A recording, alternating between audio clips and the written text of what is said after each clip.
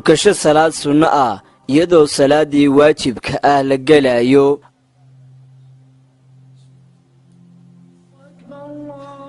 عن أبي هريرة رضي الله عنه عن النبي صلى الله عليه وسلم أنه قال: إذا أقيمت الصلاة فلا صلاة إلا المكتوبة.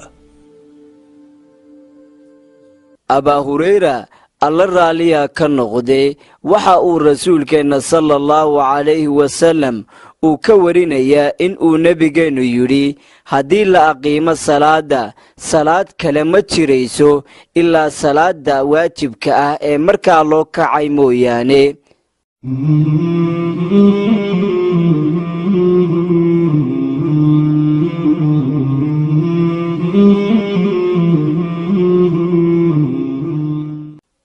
إن قفكو دايما إيغو حقي سسري حلق صلاة.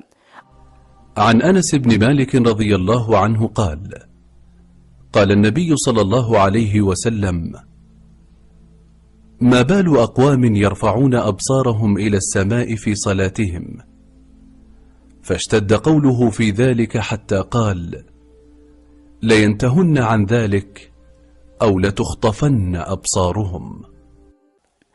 أنس ابن مالك الله راليا كنقدي waxa uu nabigeena sallallahu alayhi wasallam uu ka soo warinaya muxuu noqonayaa xaalka qoom aragooda kor ugu qaadaya marka ay salaada ku guda jiraan.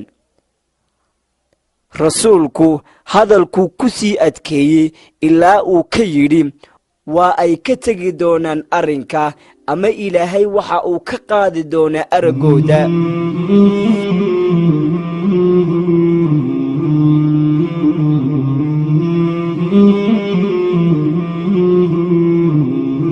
إن كرلو قادي ويا قعمها مركز صلاة الله حرنا. عن عبد الله بن عمر رضي الله عنهما قال: رأيت النبي صلى الله عليه وسلم افتتح التكبير في الصلاة فرفع يديه حين يكبر حتى يجعلهما حذو منكبيه، وإذا كبر للركوع فعل مثله. وحلق سوري عبد الله بن عمر الله الراليا كنقدي isaga iyo aabihiye waxaan ka arkay rasuulkeena sallallahu alayhi wasallam isagoo ku bilaabanaya salaada takbiirta salaada lagu xidho. waxa uu rasuulku kor u qaadi jiray labadiisa gacmood marka uu takbiiranayo isagoo la simi jiray garbihiisa, isla markaana marka uu takbiirta rukuucda gelayo sidaas oo kale ayuu rasuulku sameyn jiray.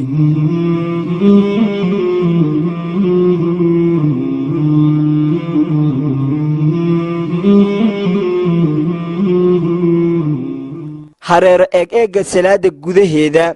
عن عائشة رضي الله عنها قالت: سألت رسول الله صلى الله عليه وسلم عن الالتفات في الصلاة فقال: هو اختلاس يختلسه الشيطان من صلاة العبد. waxaa laga soo warinayaa Caaisha oo ahayd ooridii rasuulka alla raaliya ka noqday waxa ay tiri waxa aan weydiiyay rasuulkeena sallallahu alayhi wasallam hareer eega xilliga salaada lagu guda jiro, waxaana uu igu jawaabay waa dhufasho uu ka dhufanaya shaydaanku adoonka salaadiisa.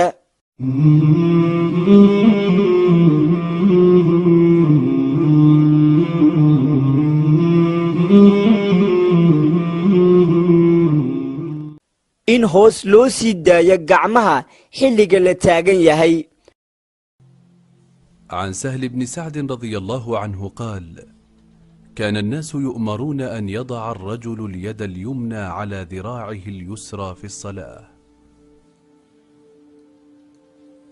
waxaa laga soo warinayaa Sahal ibn Sa'd alla raaliya ka noqday in uu yiri waxa la amray dadka xilliga salaada inay gacantooda midig dul dhigaan dhudhunkooda bidix.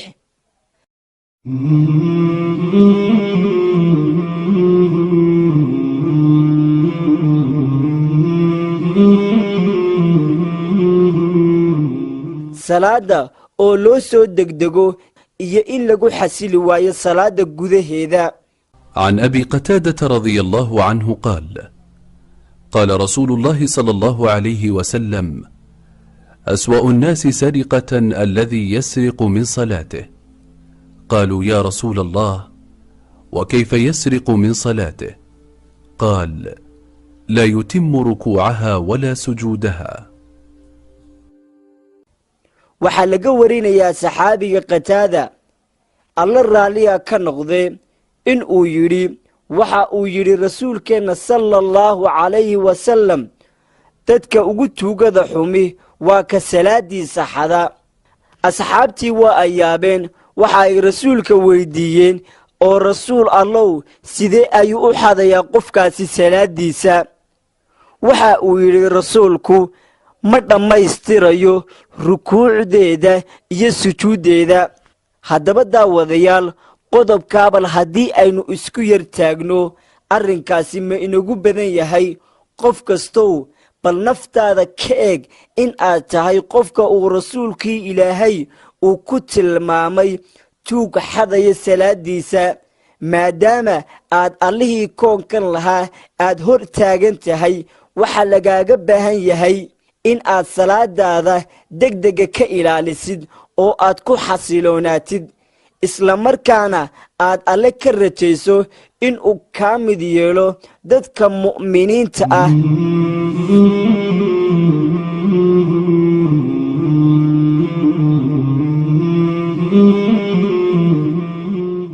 in kor loo qaado lugaha xilliga sujuudda.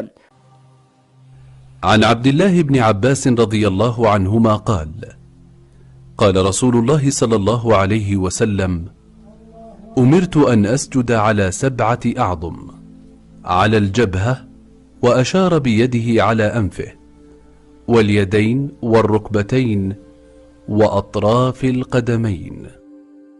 waxaa laga warinayaa cabdullaahi ibnu cabbaas alla raaliya ka noqday isagiyo aabbihiiye waxa uu yidhi rasuulkeenna sallallahu alayhi wasallam waxa uu yidhi waxaa la ii amray in aan ku sujuudo 7 xubnood, foodda wejiga isagoo tilmaamo ilaa sanka, 2 baabacood ee gacmaha, 2 jilib iyo faraha lugaha.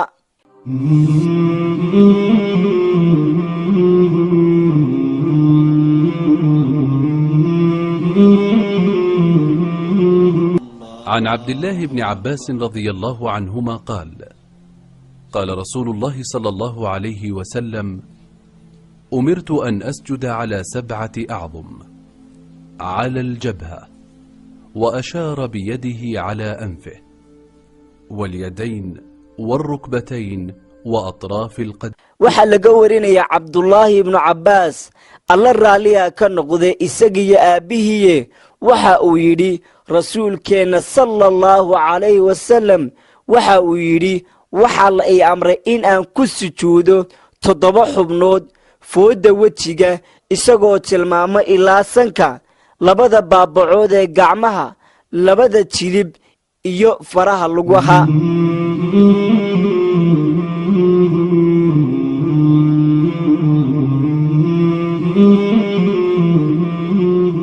in laga degdego imaamka amaba lala simo.